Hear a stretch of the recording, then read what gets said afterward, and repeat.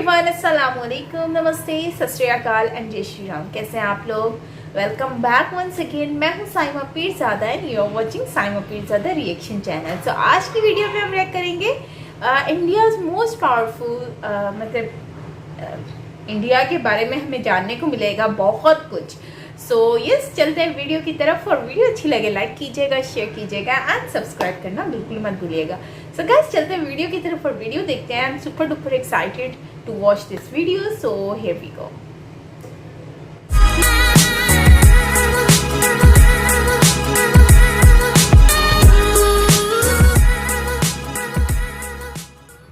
दोस्तों, चीन भारत के क्षेत्रों पर नजर गड़ाए बैठा है। वह अरुणाचल प्रदेश को अपना बताता है और तो और उसने अक्साई चीन पर अवैध रूप से कब्जा जमा रखा है। साथ ही वह लद्दाख के अन्य इलाकों पर भी अपनी पैनी नजर गड़ाए बैठा है। यही वजह है कि वह कभी गलवान वैली में घुस आता है तो कभी अरुणाचल प्रदेश से सटे इलाके में एक पूरी के पूरी गाँव का निर्माण कर लेता है। और इस बात की पुष्टि सैटेलाइट द्वारा मिली तस्वीरों से हो चुकी है। दोस्तों, अफवाहें तो यह भी कहती है कि अरुणाचल प्रदेश के 4.5 किलोमीटर के क्षेत्र पर चीन ने कब्जा जमा लिया है। लेकिन दोस्तों, यह बात भले ही अफवाह हो मगर यह बात बिल्कुल सत्य है कि चीन भारत से काफी ज्यादा डरता है, क्योंकि चीन कभी गलवान वैली तो कभी साइबर अटैक तो कभी ब्रह्मोस की जासूसी करवाता है। और यह बात साफ दर्शाता है कि चीन भारत से कितना डरता है। और चीन का यह डर ऐसे ही नहीं है दोस्तों। चीन जानता है कि भारत के पास ब्रह्मोस, INS अरिहंत, इसमें लगा K4 Sagarika missile, P-8I Neptune, INS Vikramaditya जैसे बेहद घातक हथियार मौजूद हैं, जो चीन को सबक सिखाने के लिए काफी हैं। तो आज के इस वीडियो में हम भारत के वह डिफेंस सिस्टम, वह ताकत दिखाने वाले हैं जिससे चीन न सिर्फ घबराता है बल्कि इन हथियारों से उसकी इतनी फटती है कि वह किसी भी हाल में भारत से सीधे तौर पर भिड़ने से डरता है। चीन के पास भले ही एक एडवांस सेना हो, उन्नत नौसेना हो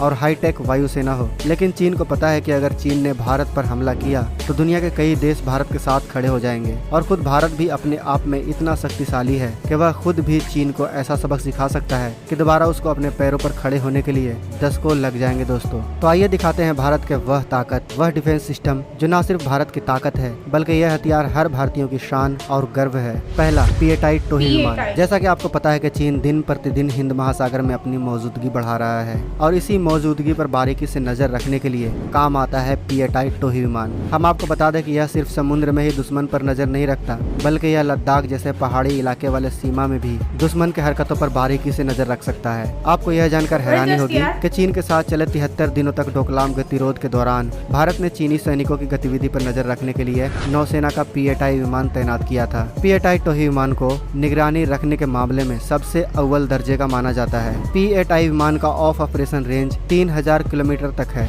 यानी यह 3000 किलोमीटर तक दूर जाकर अपना मिशन पूरा कर सकता है। इसमें सबसे उन्नत प्रकार के सर्विलांस सिस्टम लगे हुए हैं जो दुश्मन के बारीक से बारीक हरकत को पकड़कर उसकी जानकारी आगे भेज सकता है। यह अपने एरिया ऑफ ऑपरेशन में ज्यादा देर तक रह सकता है। यह कई बार अपनी उपयोगिता साबित कर चुका है। इतना ही नहीं दोस्तों, यह टोही विमान एंटी शिप, एंटी सबमरीन है जो शिप और सबमरीन का पता लगाकर उसे नष्ट भी कर सकता है और चाहे तो उसकी लाइव लोकेशन आगे डिफेंस सिस्टम तक भेज सकता है। दूसरा, ब्रह्मोस। ब्रह्मोस भारत का एक ऐसा घातक हथियार है जिससे दुश्मन कभी नहीं बच सकता। इस हथियार के बारे में कहा जाता है कि यह हथियार दुनिया का सबसे तेज गति से चलने वाला क्रूज मिसाइल है और यही वजह है कि इस हथियार से चीन की सबसे ज्यादा हालत खराब होती है। हम ऐसा अपने मन से नहीं कह रहे हैं दोस्तों, बल्कि यह फैक्ट्स है। अगर आप हमारे पुराने सब्सक्राइबर हैं तो आपको याद होगा कि हमने एक वीडियो बनाया था जिसमें हमने बताया था कि चीन कैसे ब्रह्मोस के तकनीक को चोरी करने के लालच में जासूसी करवा रहा था और वह रंगे हाथों पकड़ा भी गया था। अगर हम ब्रह्मोस की खूबियों की बात करें तो ब्रह्मोस दुनिया की सबसे घातक और सबसे तेज गति से अटैक करने वाला एकमात्र क्रूज मिसाइल है।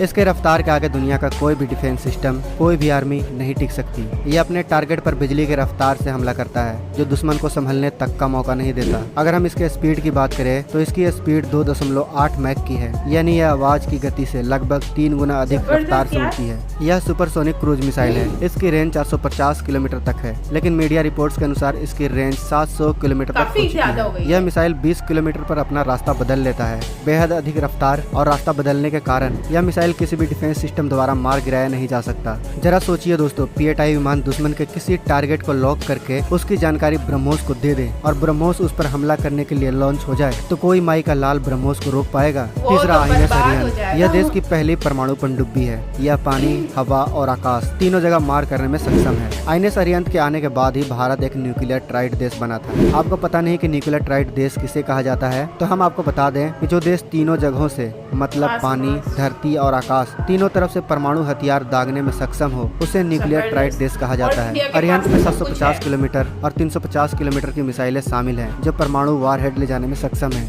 इस सबमरीन के लिए भारत का प्रयास 1970 से शुरू हुआ था। हालांकि इसका निर्माण 90 के दशक से शुरू हुआ, जो secret advance technology vessel project के तहत शुरू हुआ था। जबकि आईएनएस अरिहंत को पहली बार 2009 में विशाखापट्टनम से लॉन्च किया गया था। इसके बाद साल 2016 में इसे नौसेना में शामिल कर लिया गया। आपको यह जानकर हैरानी होगी कि आईएनएस अरिहंत कई महीनों तक पानी की गहराइयों में छिपा रह सकता है, और जब उसे जरूरत पड़ा तब वह अंदर से ही दुश्मन पर मिसाइल हमला या परमाणु हमला कर सकता है। और यही आईएनएस अरिहंत को सबसे घातक बनाती है। जरा सोचिए दोस्तों, भविष्य में कभी अगर भारत और चीन का युद्ध होता है तो यह सबमरीन चीन को बिना किसी तरह का भनक दिए समुद्र के रास्ते चीन के पास जा सकता है, और न सिर्फ जा सकता है बल्कि परमाणु हमला भी कर सकता है। आप समझ गए होंगे कि आखिर क्यों चीन भारत पर सीधे हमले से डरता है। चौथा, INS Vikramaditya. INS Vikramaditya 45,300 ton भार वाला, 284 मीटर लंबा और 60 मीटर ऊंचा विमान वाहक पोत है। तुलनात्मक तरीके से कहा जाए तो इसकी लंबाई लगभग 3 फुटबॉल मैदान जितना है और ऊंचाई लगभग 22 मंजिली इमारत के बराबर है। इस पर मिग-29 के लड़ाकू विमान, कमोव 31, कमोव 28,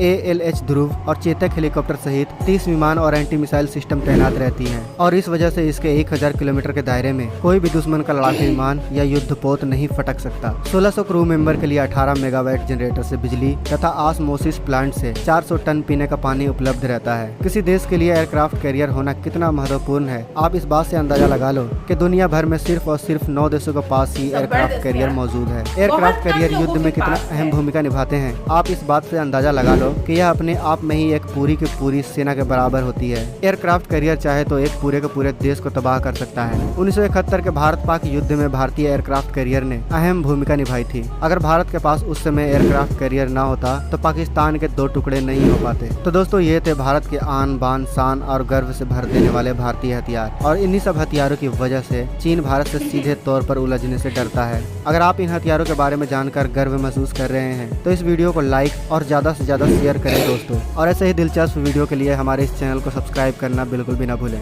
जय हिंद, जय भारत। अच्छा, तो ये रीज़न था, मेन रीज़न ही यही था। आप समझ आइए कि भारत से चीन इतना ज़्यादा जो है वो क्यों डरता है और भागता है दूर दूर। सो उसका रीज़न सिर्फ यही था कि चीन के को पता है कि भाई भारत के पास इस वक्त जो हथियार है वो तो बर्बाद कर देंगे चीन को, और चीन तो वैसे ही इतना डरते हैं चीनी, और उनको तो खौफ आता है बहुत ज़्यादा, डरपोक बहुत ज़्यादा मैंने देखा है इनको डरते हुए। एंड ये लोग अपने आप को बचाने के लिए, और वो भेगी बिल्ली नहीं होती, भेगी बिल्ली उसकी तरह रहते हैं। एंड नो डाउट इंडिया के पास हर तरह की पावर है, पानी की ले लो, समुद्री ले लो, आसमानी ले लो, या फिर आप देखो ना P8I को देख लो। आप इतनी ऊंचाई पे बुलंदी से भी वो वहाँ पर भी नज़र रख सकता है। और ऑल्सो अगर INS विक्रांत की बात कर लो, एयरक्राफ्ट की बात कर लो, किस तरह से वो कितना हेल्पफुल होता है जब किसी दुश्मन के ऊपर हमला करना होता है, लड़ाई करनी होती है। सो मुझे तो लगता है कि ये बहुत ही अच्छा एक ऑप्शन है। And India, no doubt India के पास एक पावर है, सुपर पावर है, और इंडिया जो है मोस्ट पावरफुल है in front of China and also बल्कि पूरी दुनिया के आगे ही, जहाँ तक मैंने देखा है, बिकॉज हर तरह की इनके पास पावर है। ज़मीनी देख लो, समंदरी देख लो, आसमानी देख लो, एवरीथिंग इंडिया है। सो जब इंडिया के पास सब कुछ है तो फिर इंडिया क्यों नहीं सुपर पावर कहलाएगा।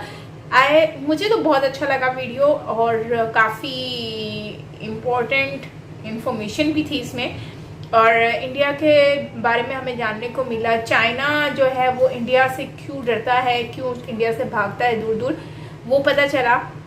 क्योंकि चाइना को हमने जब भी देखा है, कभी लद्दाख पर, कभी कहीं पर, मतलब वो कुछ ना कुछ ऐसी चीज़ें कर रहा होता है जो कि नाकाबिले बर्दाश्त हैं। और हमला करना, जैसे लद्दाख में आगे आ गया ज़मीन, मतलब चाइना की कोशिश ही ये है कि वो इंडिया की जगहों पर कब्जा करे, लेकिन इंडिया आई थिंक इतना कोई ऐसा तो है नहीं कि इंडिया किसी को भी मौका दे देगा, बोलेगा हाँ जी आओ और हमारी ज़मीन पर कब्जा कर लो।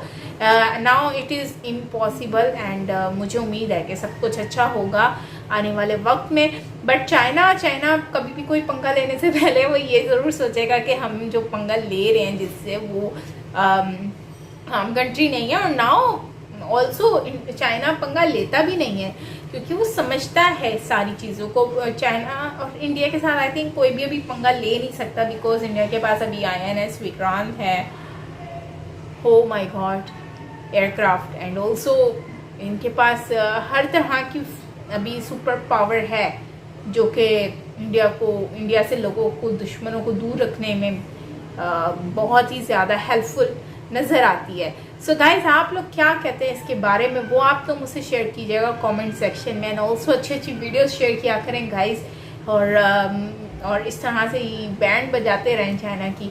एंड ऑल्सो वीडियो काफ़ी अमेजिंग थी, काफ़ी इन्फॉर्मेटिव थी, काफ़ी मज़ा आया वीडियो देखकर, काफ़ी चीज़ें जानने को मिलती हैं। और नो डाउट यार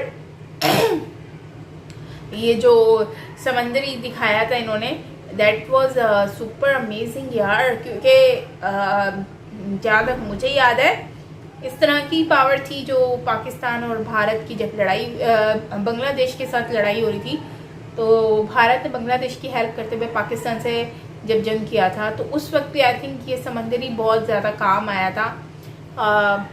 ख़राब हो गया था उस वक्त इनका, बट यह है कि उस वक्त भी काफ़ी हेल्पफुल रहा। And also